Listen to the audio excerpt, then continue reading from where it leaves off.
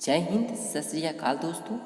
आज मैं आपको फिर से फिर से वृद्धि और विकास के बारे में समझाने जा रहा हूँ। जो दोस्तों मैंने आपको पहले वीडियो में मैंने आपको जो है परस्पर संबंध का सिद्धांत जो 6 वो था उसके बारे में दोस्तों मैंने 2 का चर्चा कर चुका हूँ, जिसमें दोस्तों दूसरा जो था वो मानसिक विकास था। क्या था सिद्धांत जो था, क्या था दूसरा सिद्धांत था मानसिक विकास, जिसका दोस्तों कुछ क्षमता जो बचा हुआ था उसके बारे में आज मैं इस वीडियो में चर्चा करेंगे। फिर उसके बाद जितने भी सिद्धांत हैं उसके बारे में चर्चा करेंगे। तो चलिए देखते हैं दोस्तों मानसिक विकास की जो क्षमता था ये क्या है। चलिए यहाँ पर ध्यान दीजिएगा। कह रहा है दोस्तों, यहाँ पर देखिएगा, बहुत ही गौर से ध्यान दीजिएगा। पहला है दोस्तों इसका क्या, पहला है हमारा समस्या समाधान। क्या है दोस्तों, समस्या समाधान। दूसरा है प्रत्यक्षीकरण और तीसरा है दोस्तों कल्पना चिंतन। क्या है, कल्पना चिंतन, यानी कि तीसरा है कल्पना, चौथा है चिंतन। पांचवा है दोस्तों स्मृति, और यहाँ पर ध्यान दीजिएगा छठा है क्या हमारा प्रत्यय। क्या है, प्रत्यय। और यहाँ देखिएगा सातवां है अवलोकन। क्या है, अवलोकन है। अब देखिए यहाँ पर दोस्तों सातवां दे दिया तर्क।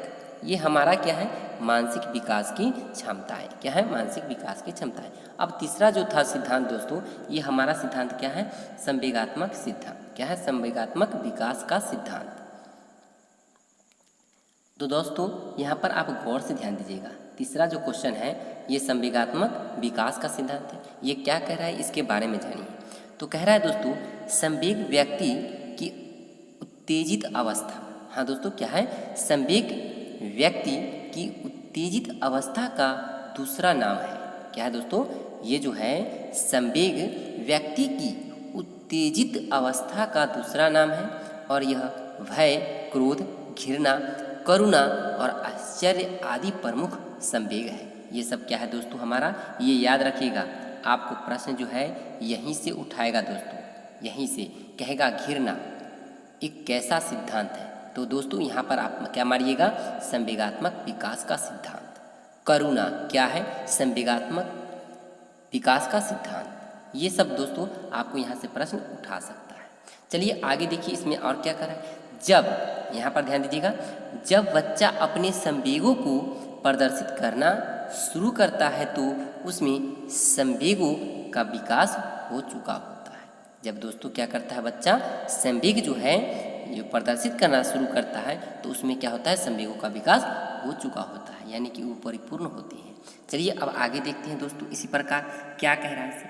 अब चौथा कह रहा है दोस्तों, हमें ध्यान दीजिएगा, चौथा नंबर हमें है क्या है, तो सामाजिक विकास का सिद्धांत। क्या है, सामाजिक विकास का सिद्धांत। तो गौर से ध्यान दीजिएगा दोस्तों, कह रहा है कि बच्चा जब अपने वातावरण में समायोजन करना सीखता है। हाँ दोस्तों, समायोजन करना सीखता है, उसे सामाजिक, ठीक है, क्या कहते हैं, सामाजिक विकास कहते हैं। क्या कहते हैं, सामाजिक विकास का सिद्धांत कहते हैं। यही हमारा दोस्तों इसका राइट आंसर हो जाएगा। और इसमें नीचे देखिएगा क्या है, कह रहा है कि इस वातावरण में उसके दोस्त, परिवार, पड़ोस आदि आती हैं। अब दोस्तों जब बच्चा, सामाजिक विकास के सिद्धांत के अनुसार बताया गया कि जब बच्चा कुछ सीखना प्रारंभ करता है ना, ठीक है, बच्चा जब अपने वातावरण में समायोजन करना सीखता है तो उसे सामाजिक विकास कहते हैं। जब बच्चा समाजों में विकास करना शुरू कर देता है, विविध समाजों से कुछ सीखता है, तो दोस्तों बच्चा क्या करने लगता है, वह विकास करना शुरू कर देता है, यानी कि सामाजिक विकास बच्चे में हो रहा है।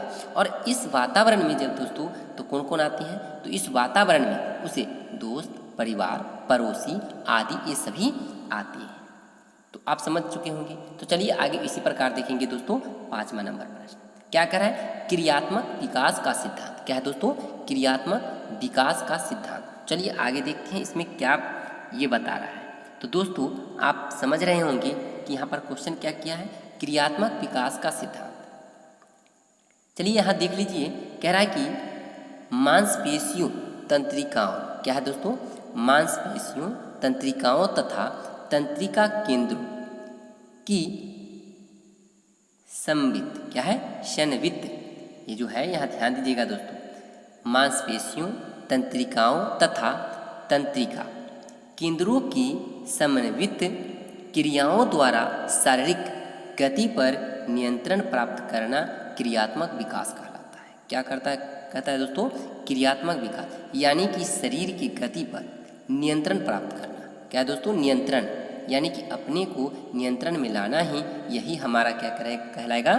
क्रियात्मक विकास सिद्धांत कहलाएगा। तो दोस्तों आप ये समझ रहे होंगे, लेकिन यहाँ नीचे फिर देखिएगा अगला पंक्ति क्या करें।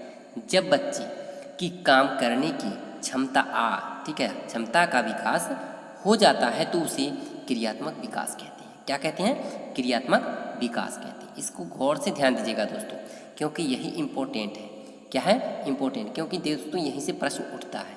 कैसे? तो देखिए यहाँ पर, जब बच्चे की काम करने की क्षमता का विकास होता है तो दोस्तों इस विकास को क्या कहते हैं? तो क्रियात्मक विकास कहेंगे। क्या कहेंगे? क्रियात्मक विकास। यह प्रश्न बहुत ही इंपॉर्टेंट है दोस्तों, यह परीक्षा में कन्फर्म आ सकता है।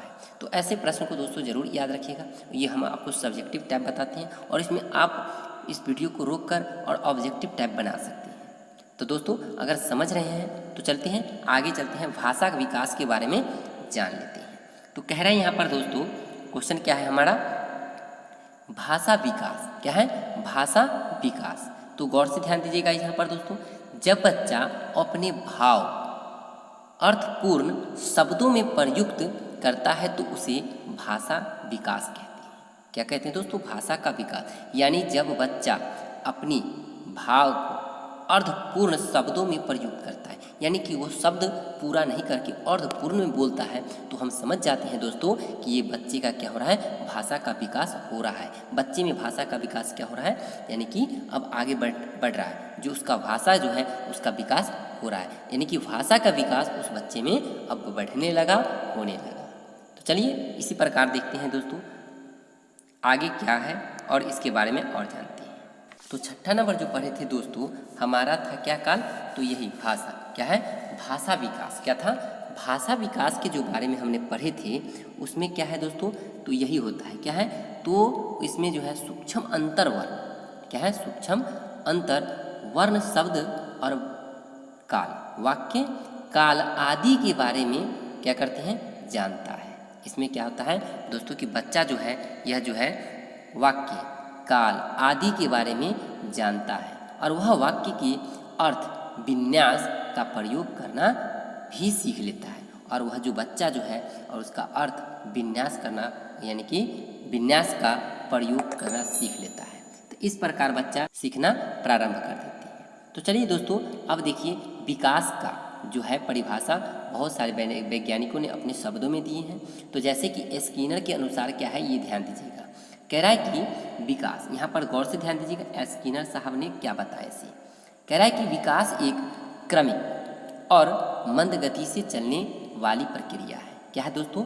विकास जो है एक क्रमिक और मंद गति से चलने वाली प्रक्रिया, धीरे धीरे चलता है दोस्तों विकास। ये नहीं कि तुरंत आप बहुत ही स्पीड में आगे बढ़ सकते हैं, ऐसा नहीं होता है। जो विकास जो है यह बहुत ही धीमी गति से चलता है और क्या करता है? मंद गति से चलकर ही, क्रमिक चलकर ही मंद गति से, और वह क्या करता है? यह प्रक्रिया को पूर्ण करता है। यानी कि विकास एक क्रमिक और मंद गति से चलने वाली प्रक्रिया है, जो किसने बताया था? स्किनर के अनुसार, यानी कि स्किनर साहब ने। तो आप दोस्तों अगर आपका प्रश्न होगा क्या कि विकास एक क्रमिक और मंद गति से चलने वाली प्रक्रिया है, यह किन्होंने बताया था, यानी कि किस वैज्ञानिकों का युक्ति है, यानी कि इस परिभाषा को किसने दिया? तो आपका आंसर दोस्तों होगा क्या? स्किनर। क्या है? स्किनर महोदय। तो चलिए दोस्तों हरलॉक के अनुसार क्या बताया गया इसके बारे में हम लोग जानते हैं। तो ध्यान दीजिएगा दोस्तों, यहाँ पर हरलॉक साहब ने क्या बताया। हरलॉक वैज्ञानिक जो है ये क्या बताते हैं, यहाँ पर देखिए। कह रहा है कि विकास की प्रक्रिया बालक की गर्भ अवस्था से लेकर जीवन प्रयत्न एवं एक प्रक्रम में चलती है रहती है। इन्हें देख लीजिएगा दोस्तों, हरलॉक के अनुसार जो है बताया गया है। हरलॉक साहब ने क्या बताया तो देख लीजिए। विकास की प्रक्रिया, ये जो है विकास की प्रक्रिया बालक की गर्भ अवस्था से, विकास जो है दोस्तों बालक की गर्भ अवस्था यानी कि भ्रूण से ही, गर्भ अवस्था से ही लेकर जीवन पर्यंत यानी कि मृत्यु अवस्था तक, हाँ दोस्तों मृत्यु अवस्था तक एक क्रम में चलती रहती है। यानी कि लगातार ये जो है विकास हमेशा चलते रहता है जब तक मृत्यु के वक्त तक ही भी दोस्तों, यानी बुढ़ापा तक ये जो है प्रक्रिया हमेशा चलती रहती है। क्या? तो विकास। तो किसने बताया था दोस्तों? हॉरलॉक। चलिए आगे देखते हैं अरस्तु साहब क्या बताएं, यानी अरस्तु महोदय ने अपने शब्दों में विकास के बारे में क्या बताया। तो दोस्तों यहाँ पर देखिएगा, विकास आंतरिक, क्या है दोस्तों? विकास आंतरिक एवं बाह्य कारणों से व्यक्ति में होने वाला परिवर्तन है। क्या है दोस्तों? विकास जो है आंतरिक एवं बाह्य कारणों से व्यक्ति में होने वाला परिवर्तन है। यह जो है दोस्तों यहाँ पर देखिए अरस्तु साहब बताएं कि विकास जो है आंतरिक एवं बाह्य, आंतरिक यानी कि अंदर और बाहर, कारणों से व्यक्ति में होने वाला परिवर्तन, चेंजिंग को ही हम दोस्तों क्या कहेंगे?